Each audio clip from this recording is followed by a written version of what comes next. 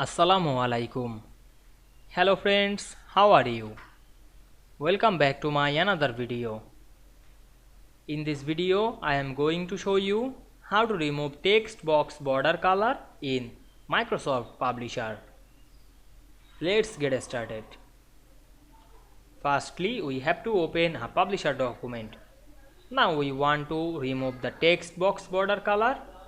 Click the text box. Then go to the shape format menu. Now we can see here many options. We select the shape outline option. Then choose the no outline. Then we can see we remove text box border color very easily. I hope you enjoyed the video. Please like, comment, share and subscribe my channel. Thanks for watching.